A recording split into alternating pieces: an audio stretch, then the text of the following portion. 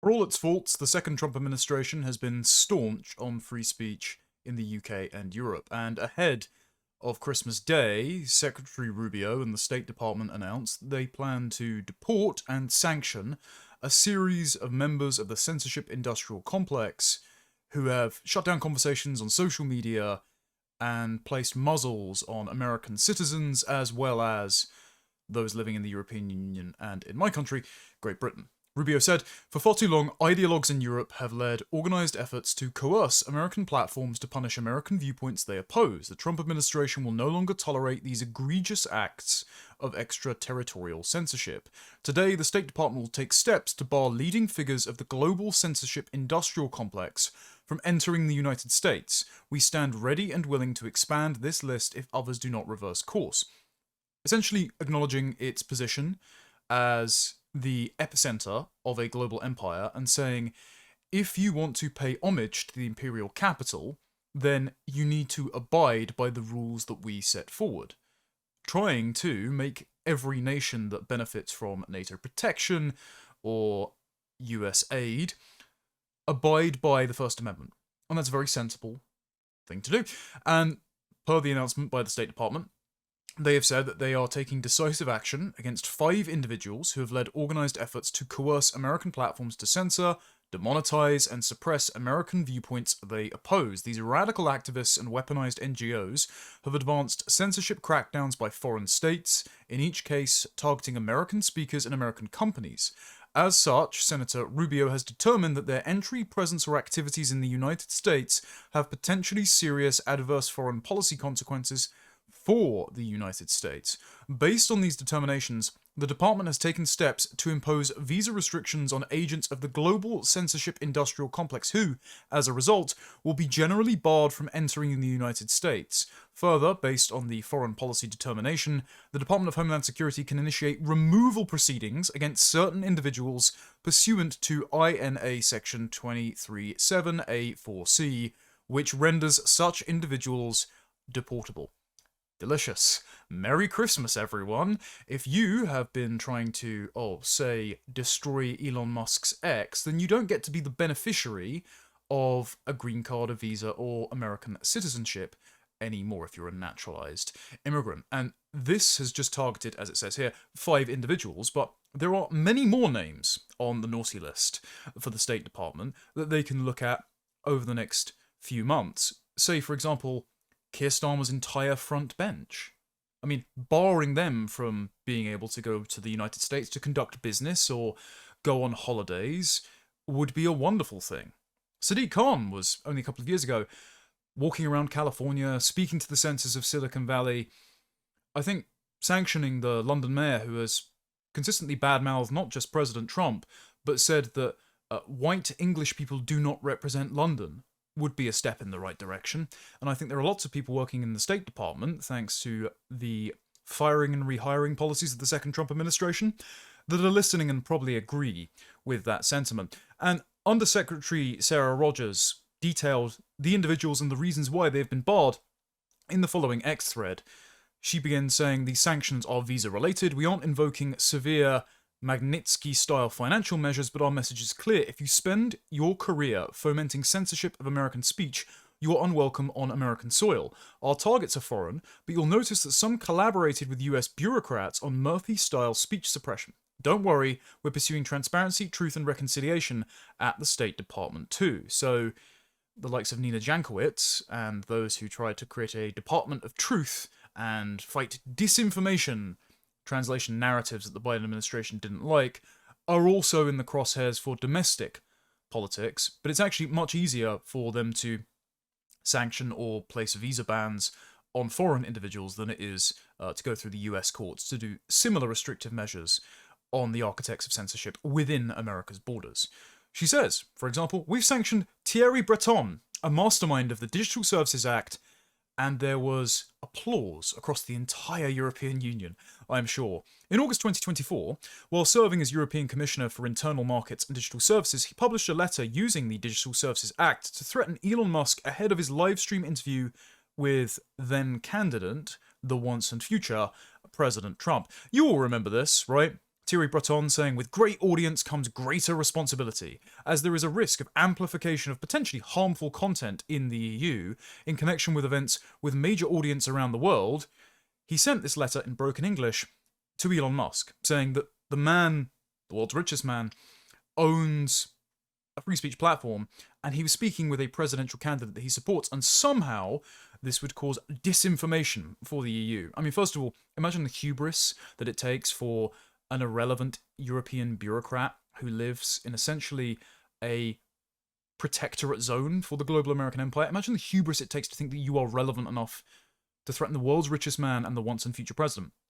But also, the reason they're doing this is because in the aftermath of the Second World War, the insistence that we must have open societies means that you can only tolerate that which is tolerant, but you cannot tolerate intolerance. It's Marcuse formulated this as repressive tolerance. Basically, you tolerate movements that are going towards freedom and equality, the ideological values of the liberal left, and you are intolerant towards those that impose restrictions or notice differences from the right.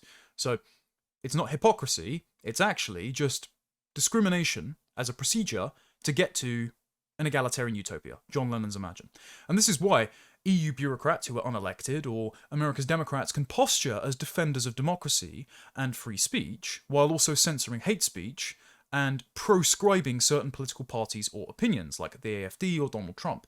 It's because any political project that is progressive, that is moving forward in favour of unleashing the latent egalitarian nature, of freeing everyone from material privation or dependence on one another, that is to be championed. That is to be tolerated. That is actually democracy, because if you presume that everyone has a blank slate nature, then that is in everyone's rational interest. And so you can make laws or policies or define a certain kind of politics that is universally for everyone.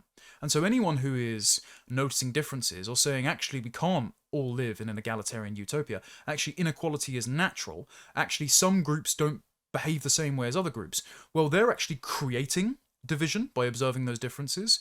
They are being racist, they are being populist, they are dividing people, and so they must be censored and suppressed by the bureaucrats or by the Democrats so that we can actually have true democracy, true equality.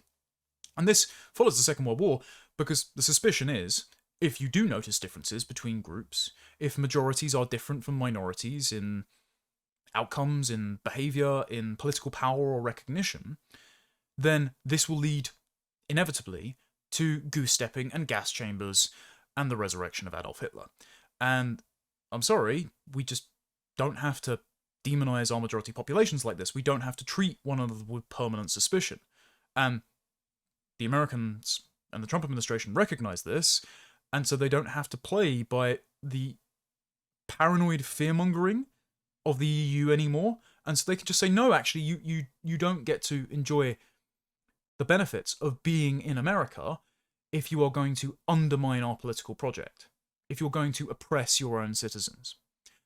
Other people that were announced as part of the sanctions were Imran Ahmed, the key collaborator with the Biden administration's effort to weaponize the government against US citizens. His group, the Center for Countering Digital Hate, which was founded by Morgan McSweeney, Keir Starmer's chief advisor, who should also be sanctioned, by the way, created the infamous Disinformation Dozen report, which called for platforms to deplatform 12 American anti-vaxxers, including now Department of Health and Human Services Secretary Robert F. Kennedy Jr.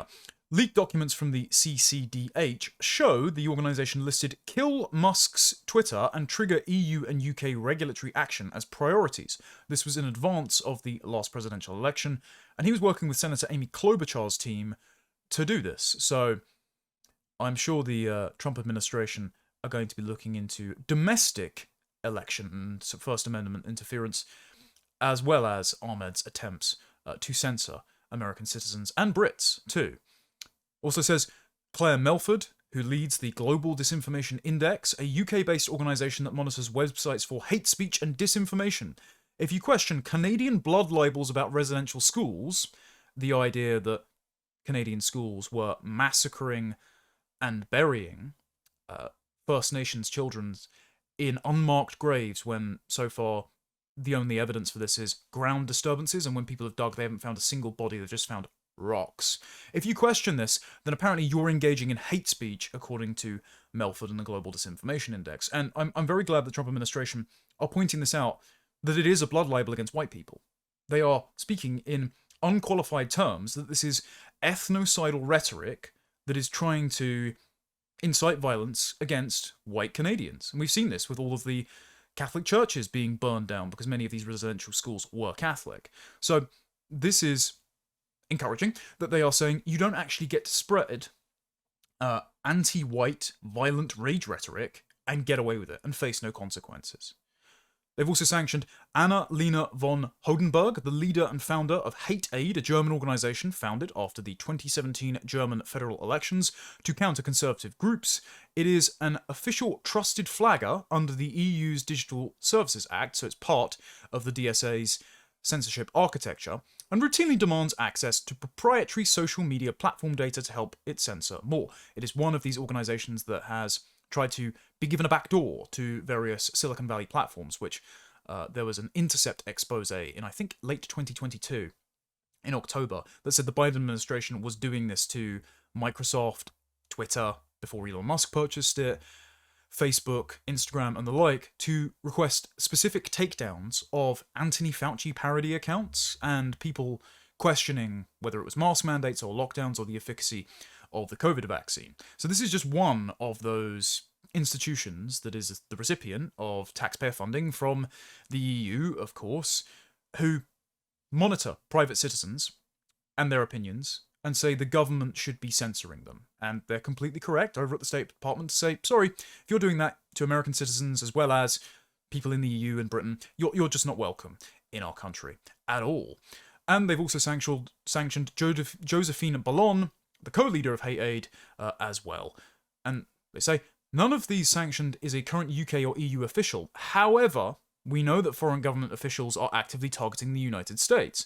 This week, the UK's Liberal Democrats claimed President Trump's national security strategy amounts to foreign interference by a hostile foreign state because it correctly identifies mass migration and decaying national sovereignty as existential European security concerns. There was also a Liberal Democrat MP who recently, during Rupert Lowe's debate on why we should stop imprisoning people for social media posts following the imprisonment of Lucy Connolly, who was in attendance, there was a Liberal Democrat MP who called for Elon Musk to be banned from visiting Britain after he appeared via video link at the Unite the Kingdom rally, and called for a peaceful change of power with an early election to get rid of the Labour government, which is the most unpopular on record. Curious the Liberal Democrats are insistent on defending Keir Starmer's regime when they're ostensibly another party, but we know they all agree on the same censorious measures. And the Liberal Democrats are very keen to have us rejoin the EU and therefore adopt the Digital Services Act too, as well as being supportive of the Online Safety Act, which it was meant to prevent children from accessing harmful adult content or content that encourages self-harm, but instead just age gates my Substack for no reason. Thanks a lot, guys. I think Substack's a US headquartered company as well, isn't it? Maybe the State Department should take a look at the Online Safety Act and how it's suppressing free speech, considering the State Department has their own Substack where they routinely rationalise with an unprecedented level of transparency the reason for these measures. And, of course, the European Commission has jumped up and down and nearly tore himself in half like Rumpelstiltskin over this, saying we strongly condemn the US decision to impose travel restrictions on 5 European individuals, including former Commissioner Thierry Breton. Now, when it says 5 European individuals, it's counting Mr. Imran Ahmed in this. Ahmed is living in the US at the moment, and he might actually be deported back to Britain. So it's curious that the European Commission still considers Ahmed a member of Europe, considering they don't have any jurisdiction over the UK. So one must wonder whether or not the Centre for Countering Digital Hate has worked with the Digital Services Act in any capacity. I wonder if we might be able to find that out. But Ahmed is based in the group's Washington office, but is now understood to run the entire transnational operation from the US. I don't think he'll be running it out of the Washington office for much longer. It's just a shame that he'll be sent back to my country and will become my problem. Perhaps we can work out a sort of third-party extradition thing with our friends over on Capitol Hill. But, of course, the European Commission have put out this impotent statement saying, the European Commission strongly condemns the US decision to impose travel restrictions on 5 European individuals, including former European Commissioner Thierry Breton. And, of course, jumped up little midgets like Emmanuel Macron have come out and strongly condemned this measure and taken the side of Breton.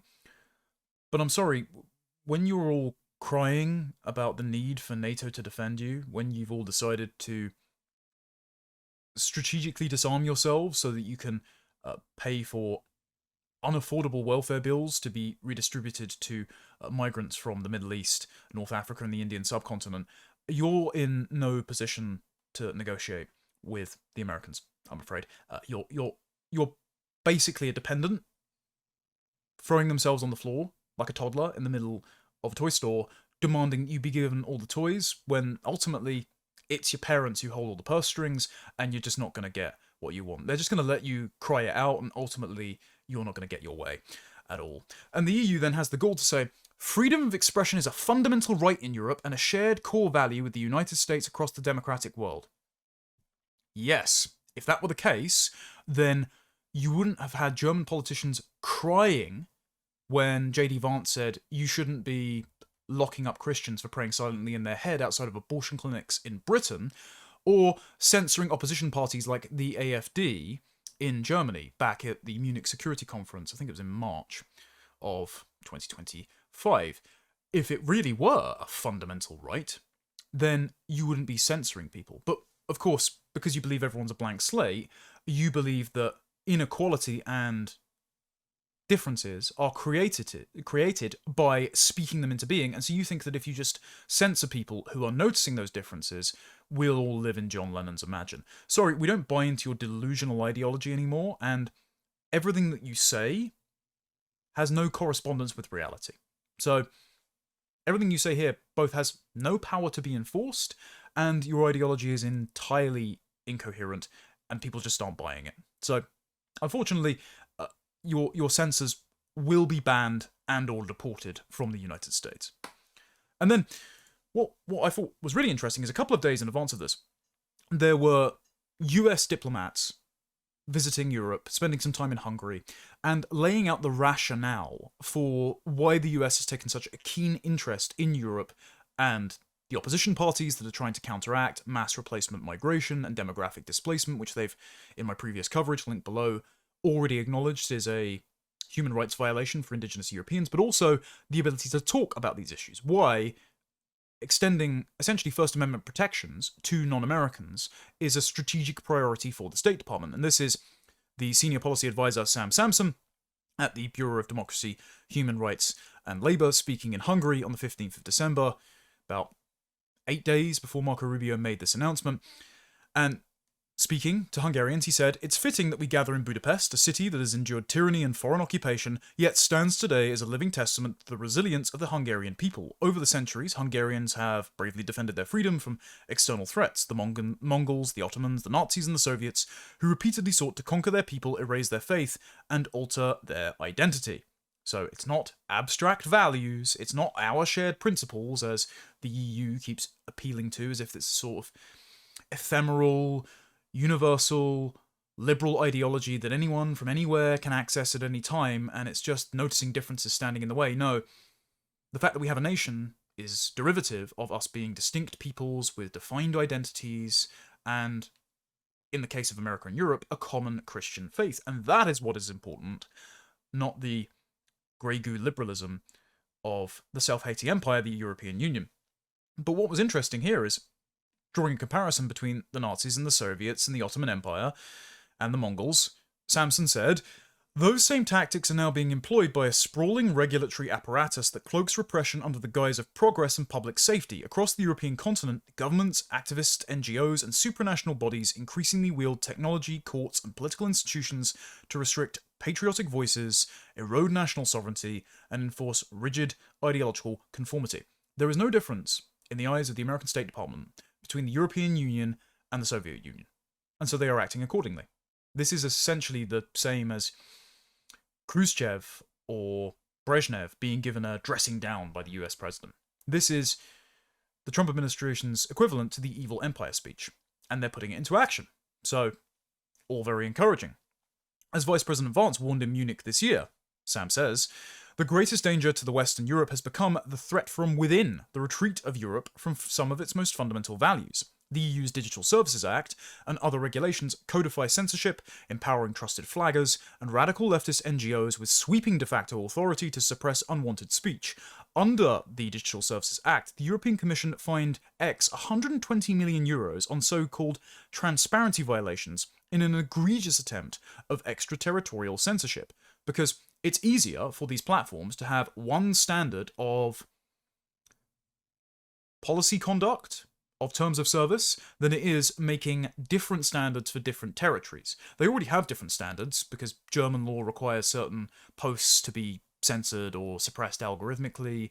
Saudi Arabia has different limits on what content it will or will not allow. But it's far easier for platforms to, if they want to avoid political censorship by the EU, to impose the same algorithm stealthily on American users and British users as European users.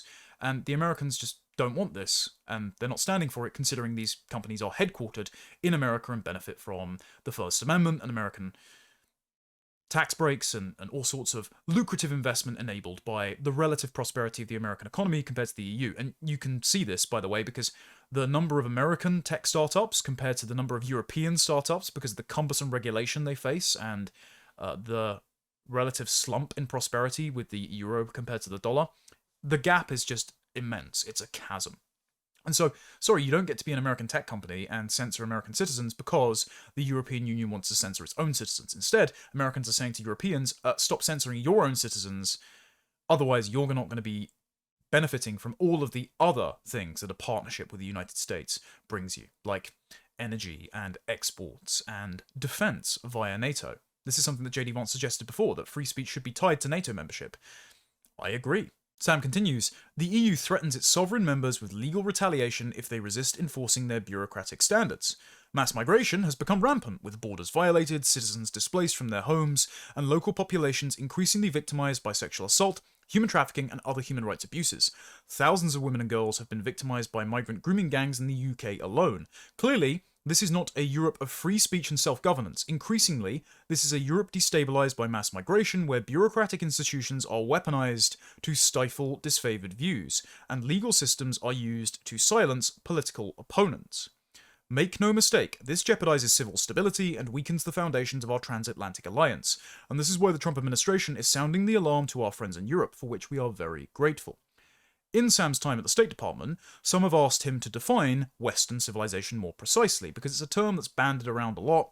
It was used in the early 2000s to define the West and the rest. This is something that Sam Huntington and Roger Scruton wrote about, and it was this broad concept that Athens, Rome, Jerusalem, I would say Bethlehem, of course, share a common ancestry, that their shared threads of philosophy and faith have coalesced to create the end of history ideology of Western liberal individualism. Well, actually, Sam and the State Department, under Catholic Marco Rubio, takes a bit more of a precise and particular definition of Western civilization than just shared liberal values, because, of course, if they're shared liberal values that are accessible by reason alone, then why weren't they discovered in India? Why aren't they practiced in Somalia? Why do all of these people from all around the world need to be brought into our country and then given special concessions or dispensations to spend time marinating in their own ethnic enclaves and their own culture until the scales fall from their eyes and they become as British or as American or as Canadian or as European as you and me? Why do we even have the designations British, American, Canadian, and European if it is universal, if it is self-evident? Canada declared itself to be a post-national nation. How's that working out for them? No, instead, Western civilization means something very particular to the Trump administration, and this is imbued in all of their policies and in their new national security strategy, which, again, I covered previously. See down below for details. Sam says, the more urgent question is, why is Western civilization worth defending? Let me offer three answers. First, the most basic level. The West does indeed represent a vital strategic and economic alliance. Our nations share essential interests that must be defended in a world of growing hostility, especially from rising authoritarian powers and, above all, an ascendant China that stands in direct opposition to the West and its values. Central to this are deep commercial ties, industrial cooperation, and shared capacity for innovation and productivity. The West is not just a market to be sold to the highest bidder. Those who care for it know that it must be a fortress of independence, strength, and capability. So, the Western leaders who have sold out their populations by not just replacing their workforce, but by offshoring manufacturing capacity, by deconstructing their energy security, such as Germany dismantling its nuclear power plants and making themselves more reliant on Russian gas exports, while then paying more for said exports than they were spending in NATO defense payments prior to the invasion of Ukraine, and even during the first year of it. Yet that's not going to lead to Western security. That's not being a good ally to the Americans, who are putting in more than they're getting out. So it's completely reasonable for them to object to this and to remind us of our obligations because, as I've said in previous videos, and this applies as much interpersonally as it does to geopolitics, any relationship that isn't reciprocal is exploitative. And the Americans are seeing Europe exploiting their goodwill by trying to censor their citizens and also benefit from American intervention and NATO membership, while also flooding their countries and replacing their populations with migrants that don't share European values or identity, and also dismantling their ability to make their own arms and keep their own lights on. It's not very sensible, and the Americans aren't going to put up with it anymore, and they shouldn't. We don't want to put up with it either. So the Americans are acting in the interests of British and European populations. But, more specifically, is the shared thread of philosophy and faith, as Sam says here. A second, more fundamental reason belies the first. Proximity, the ordo amoris, the order of love, St. Thomas Aquinas' concept, must guide how we think about alliances too. America and Europe share a deep cultural and familial kinship. From classical philosophy to Christian theology, our legal and political traditions draw from the same source. Great European and American thinkers alike shaped our understanding of natural law, ordered liberty, and human dignity. Many of our citizens share bonds of marriage and family. The United States is, in every meaningful sense, culturally and historically closer to Europe than any other region on Earth. Despite Senator Rubio frequently going over to Israel, saying it's our greatest ally, and becoming quite close with the Western Wailing Wall, the new appointees at the State Department are saying it's actually Europe that's our closest ally. Or at least it should be if Europe wasn't run by total secular liberal traitors who want to replace their populations with Muslims and Africans and Indians. So it's very interesting, the tonal shift in substantive policy terms, in terms of defense and energy security and exports, but also in terms of rhetoric towards Europe, saying, as a matter of Trump administration policy, Europe should be our closest ally, they're just not being a very good ally at the moment, and that's not the fault of European peoples who deserve American protection as well as those of Europe's states, it's the fault of Europe's leaders who, rather than their populations, need to be replaced. If they're not willing to play ball, of course. And if they're not willing to play ball, well, we've already sanctioned some of your apparatchiks in the NGO censorship industrial complex. Be nice or we'll sanction you too. Sam continues. This reflects a basic truth of human nature. We have a moral obligation to protect and preserve what is closest to us. Third, and fundamentally, the West is worth defending because of its great anthropology, not just abstract ideas, but its people, culture, faith, and ultimately its recognition of the capital T truth itself that has fostered mankind's understanding of human nature and human flourishing. It begins with the wisdom of antiquity. Aristotle taught that man is a political being and that virtue, acting according to our nature, leads to eudaimonia, the good life. Cicero and the Roman tradition emphasized civic duty and national identity. The strong city as essential to living well. Christianity fully revealed man's ultimate nature, being made in the imago Dei, the image and likeness of God. Athens, Rome, Bethlehem. Not our shared values, not we must protect the current nation state of Israel, otherwise the West will fall. No, the common ancestry, identity, ethnic peoples, faith, and philosophy that binds the Anglosphere, America, and Europe together.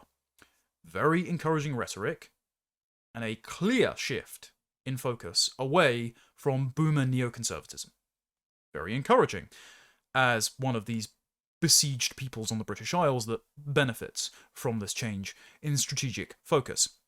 St. Thomas Aquinas synthesized these realities, grounding natural law in divine reason and rooting political life and duties within moral order. This is what you get when devout Catholics take over the State Department. The Magna Carta enshrined the principle of this law above rulers, and the spirit of the West, Homer's epics, Constantine's conversion, Columbus's voyages, Thomas More's martyrdom, Beethoven's symphonies, Washington's crossing of the Delaware, Lewis and Clark's westward expansion, Armstrong's one small step on the moon, all reflect this moral and intellectual fortitude, each a manifestation of the great civilization we should all be proud of.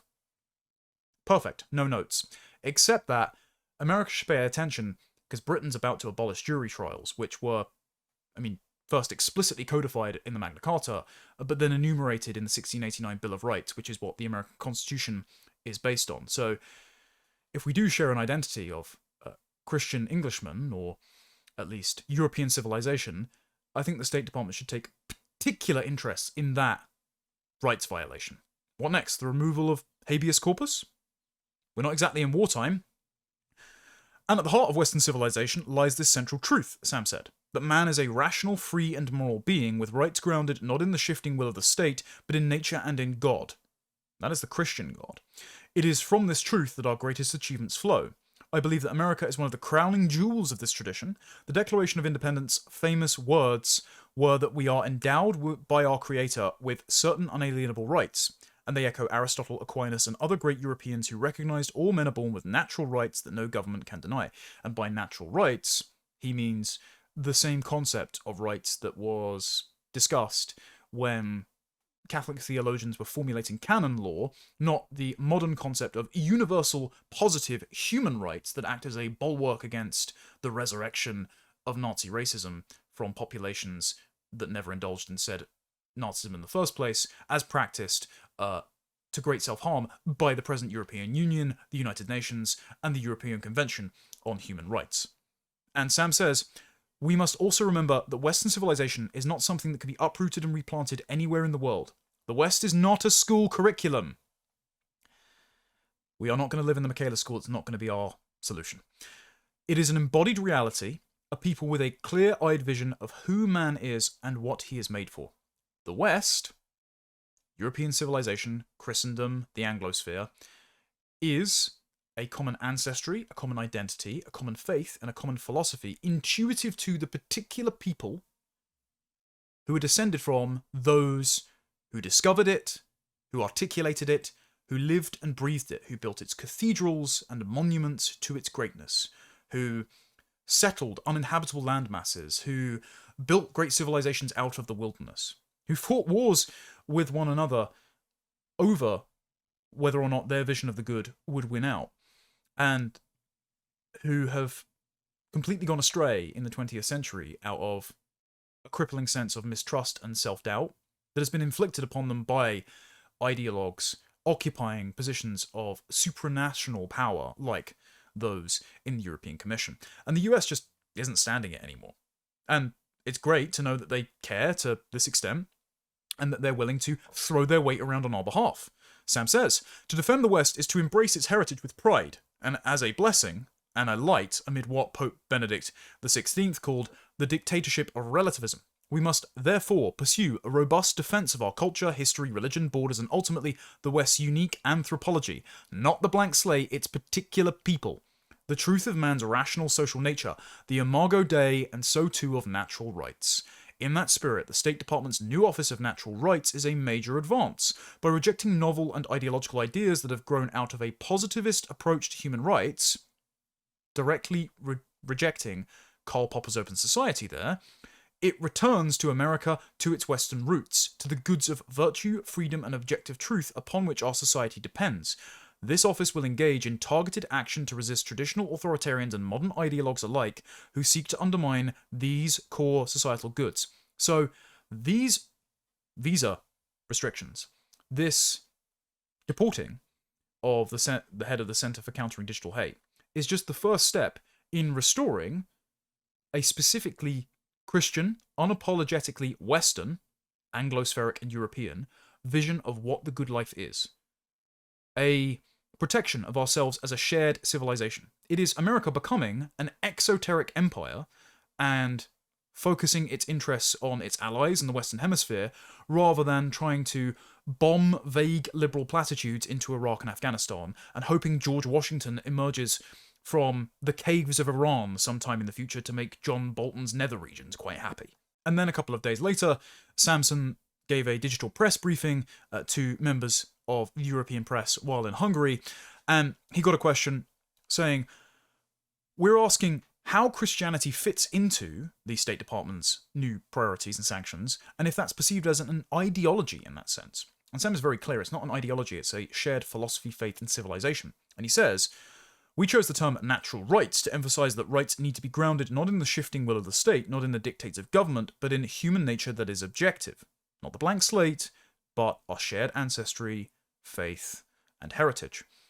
And so, we think that, in part, comes from this lack of understanding of sort of fundamental first principles, when governments try to impose a worldview on top of the sovereign will of the people with censorship. And so, the purpose of a kind of natural rights framework from the State Department is to remind us that our rights are grounded in nature, in our inherent dignity as human beings made in the image of God. And he says, obviously those principles are taught in Christianity, they're also taught in Judaism. Well, they're not universal. They're ethnically particular. It was the moral revolution of Christianity that said there is neither Greek nor Jew, nor Gentile, nor male or female, you're all one in Christ Jesus, meaning not that we are blank slates and egalitarians, but rather we're all equally capable of manifesting moral dignity, and those that fall short of that are to be judged on their behaviour. They are not to be treated as the victims of society, and somehow the inequality is proof of oppression that requires the Leviathan state to step in and procedurally discriminate against people who have done nothing wrong on behalf of those who have.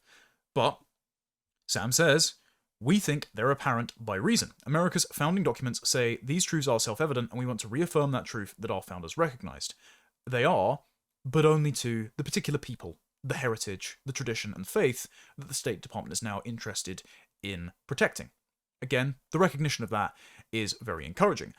And he also said, I would say the national security strategy and our approach to Europe is extremely pro-Europe. It might be the most pro-Europe strategy that's come out of any US administration. I want to impress that on our European friends that the Trump administration loves Europe, we care about Europe's leaders, and we want to be helpful to them as our civilizational allies, and so that's the intention here. And then the moderator said, turning to the national security strategy, we've had a couple of questions about that. One is asking how the US will work actively with opposition parties in Europe, like the Freedom Party, or AfD in Germany, or National Rally in France, or perhaps Reform UK, or whichever other opposition party arises in Great Britain.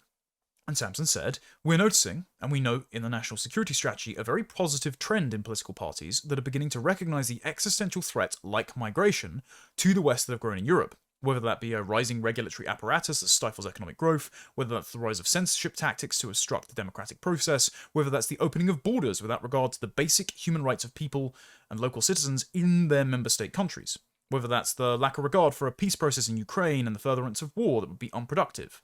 We're grateful to see that there are parties that are beginning to recognise these major problems and are willing to work on those issues. We want to work with anybody who is willing to stand for a sovereign Europe and a strong Europe, and we find the movement of parties across the political spectrum towards those common sense solutions to be a constructive thing. So they're agnostic on the vehicles that will provide Europe's restoration, but they're willing to apply carrot and stick to their allies, not just civilizations and countries that they consider their allies, but particular individuals in those countries that are working in American interests, and those interests are to protect European peoples, our shared faith, and our shared philosophy, not just bland liberal values or a shared commitment to the continued existence of Benjamin Netanyahu's government. And so, it is encouraging that they will also apply a stick to the people standing in the way of that, the people censoring us and suppressing us and trying to put a target on our back, not just for the state to go after us, but also in the case of likes of Hope Not Hate, who definitely deserve these sanctions, by the way. Harry Schuckman, Nick Lowles, all of their employees, who do so to put a target on our backs, and then, whether it's Antifa or jihadists in the past, make us at risk of vigilante violence and reprisal from the most deranged people who take their claims that critics of mass migration are actual fascists very seriously. So it's very encouraging that the US State Department is taking all of this very seriously, and I'm hoping to hear more sanctions be announced for the censors and those who are destroying our countries to pursue their egalitarian ideological agenda, or just out of pure spite for their political opponents, in the new year.